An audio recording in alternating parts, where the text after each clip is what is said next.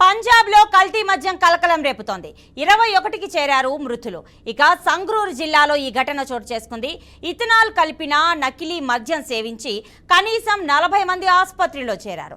అందులో మార్చి 20న 4 వ్యక్తులు ప్రాణాలు కోల్పోయారు. ఆ మరుసటి రోజు పాటియాలాలోని రాజేంద్ర ఆసుపత్రిలో చికిత్స పొందుతూ మరో 4 మరణించారు. ఇక శుక్రవారం మరో 8 మంది, ఇవాళ 5 చనిపోయారు. దీంతో కల్తీ మద్యం కారణంగా మరణించిన వారి సంఖ్య 21కి పెరిగినట్లు సంగ్రూర్ చీఫ్ మెడికల్ ఆఫీసర్ తెలిపారు.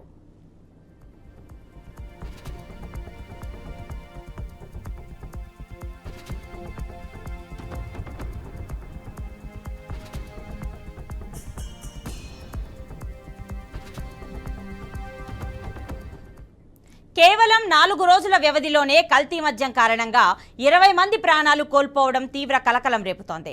మరోవైపు ఈ ఘటనపై కేసు నమోదు చేసి దర్యాప్తు చేపట్టినట్టు పోలీసులు తెలిపారు. ఈ కేసులో ఇప్పటి వరకు 2 వ్యక్తుల్ని అరెస్టు చేసినట్లుగా వెల్లడించారు. కాగా గతంలో కూడా రాష్ట్రంలో కల్తీ మద్యం సేవించి పలువురు ప్రాణాలు కోల్పోయిన ఘటన వెలుగు చూసిన విషయం తెలిసిందే. ఇక ఏప్రిల్ 2023లో సంగ్రూర్లో నకిలీ మద్యం తాగి 3 వ్యక్తులు మరణించారు. అదేవిధంగా 2020 ఆగస్టులో రాష్ట్రంలోని 3 జిల్లాల్లో లుధియానాకు చెందిన ఓ దుకాణం తయారు చేసిన మద్యం తాగి కనీసం 112 మంది ప్రాణాలు కోల్పోయారు.